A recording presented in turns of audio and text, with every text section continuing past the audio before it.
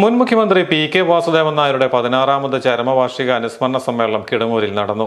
PKV centre for human development and cultural അഫയേഴ്സിന്റെ ആഭിമുഖ്യത്തിൽ നടന്ന സമ്മേളനം CPI state secretary Binoy Viswam ഉദ്ഘാടനം ചെയ്തു.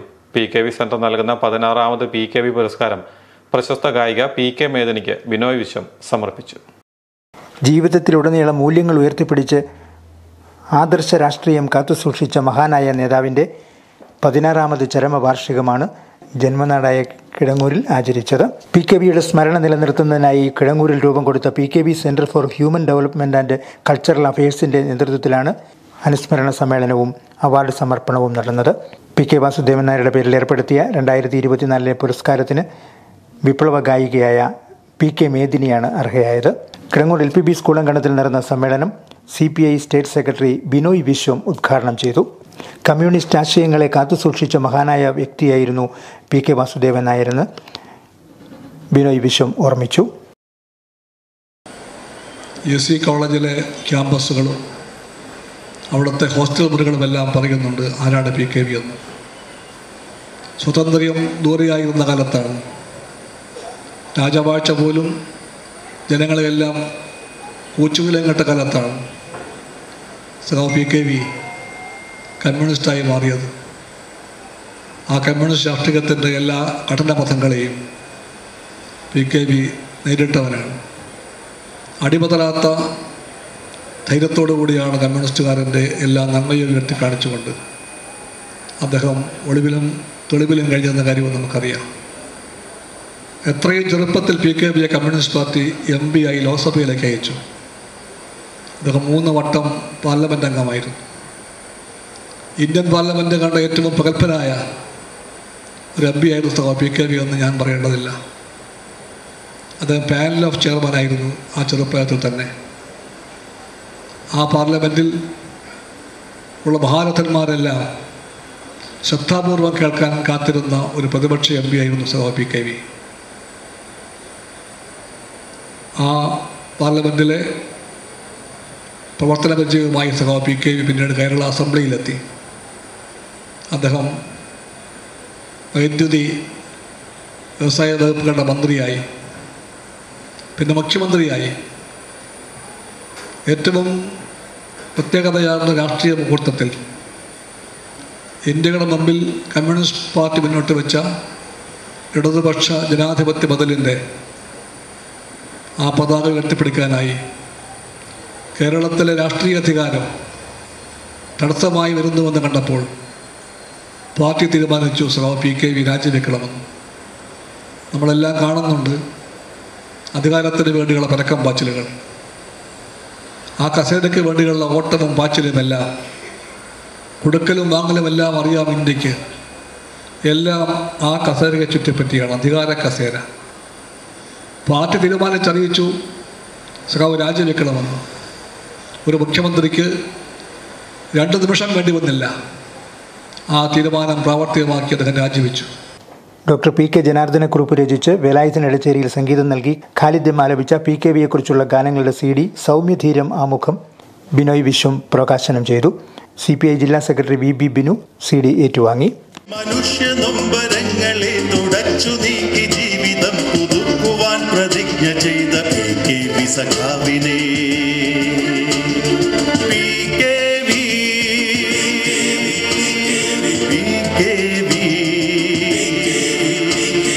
വെറുമൊരു പേരല്ല PKV.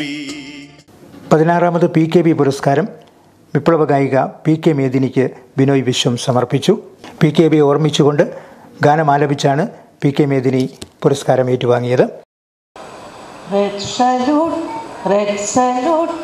രക്തസാക്ഷി ഗ്രാമങ്ങളെ പുന്നപ്രവയലാർ ഗ്രാമങ്ങളെ പുളകങ്ങളെ വീരപുളകങ്ങളെ റെഡ് സല്യൂട്ട് രക്തസാക്ഷി ഗ്രാമങ്ങളെ പുന്നപ്രവയലാർ ഗ്രാമങ്ങളെ പുളകങ്ങളെ വീരപുളകങ്ങളെ വീരകേരളത്തിൻ്റെ രോമാഞ്ചങ്ങളെ വിപ്ലവ കൊടിയിലെ രക്തരേണുക്കളെ വീരകേരളത്തിൻ്റെ രോമാഞ്ചങ്ങളെ വിപ്ലവ കൊടിയിലെ രക്തരേണുക്കളെ നിങ്ങൾ തന്നോർമ്മയിൽ വിടർന്ന ചെങ്കുടിയുമായി ഞങ്ങളായിരങ്ങളിന്നു നേർന്നതാണ് സലൂട്ട് ഞങ്ങളായിരങ്ങളിന്നു നേർന്നതാണ് സലൂട്ട്.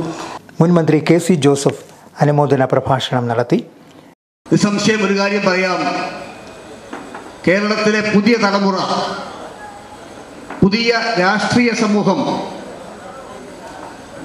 അവർക്കെല്ലാം മാതൃകയായ ഒരു നേതാവാണ് സഖാവ് PK വാസുദേവൻ നായർ. എല്ലാ അർത്ഥത്തിലും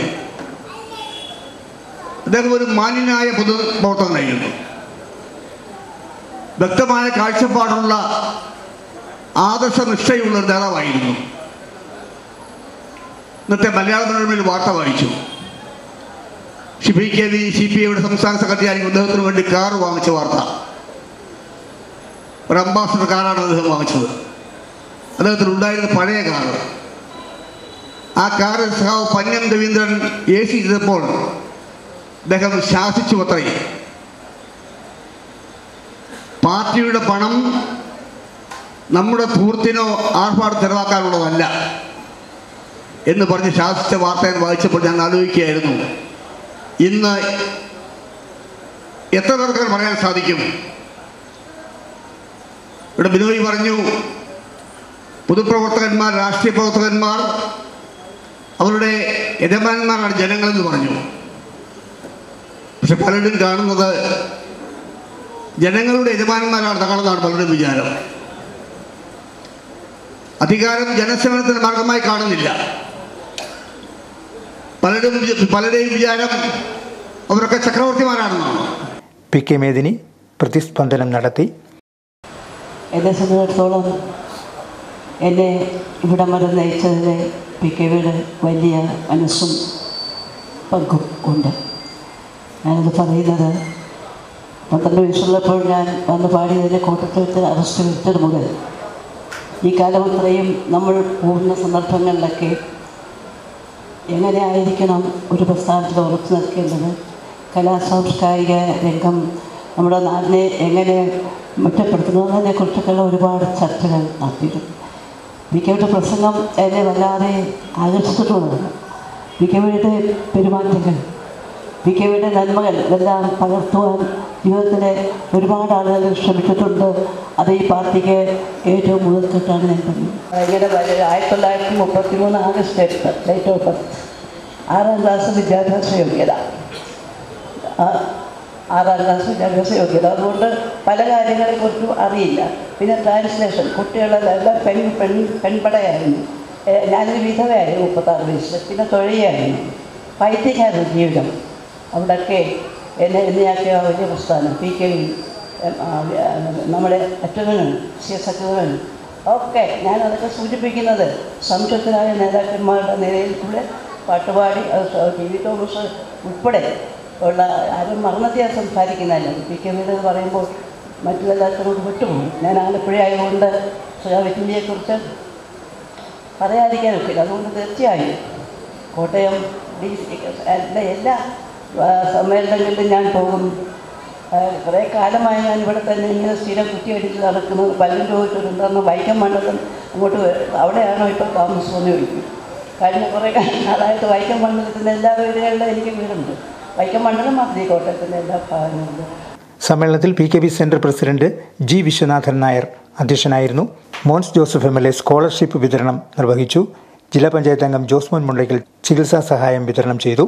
CK Asha MLA, oil palm India chairman advocate R Rajendran, Kamco chairman CK Sasidharan, CPI Kottayam ജില്ലാ secretary advocate VB Binu, Kidangoor panchayat president advocate EM Binu, Kottayam ജില്ലാ library council president Babu K George, CPI Pala മണ്ഡലം secretary PK Shajakumar, CPI Kaduthuruthy മണ്ഡലം സെക്രട്ടറി PG ത്രിഗുണസെൻ, സംഗീത സംവിധായകൻ Velayudhan Edacheriyan, PKV central secretary advocate Thomas PT, CPI local secretary Cyriac Kakkanattu, block panchayat അംഗം Ashok Kumar Poothamana, CPIM area committee secretary PN Binu, block panchayat അംഗം doctor Mercy John Moolakkatt, വിവിധ രാഷ്ട്രീയ കക്ഷി പ്രതിനിധികൾ തുടങ്ങിയവർ പ്രസംഗിച്ചു. PKBയുടെ മകളും എറണാകുളം ജില്ലാ പഞ്ചായത്ത് അംഗവുമായ ശാരദാ മോഹനും ചടങ്ങിൽ സംബന്ധിച്ചു. Star vision news, Kidangoor.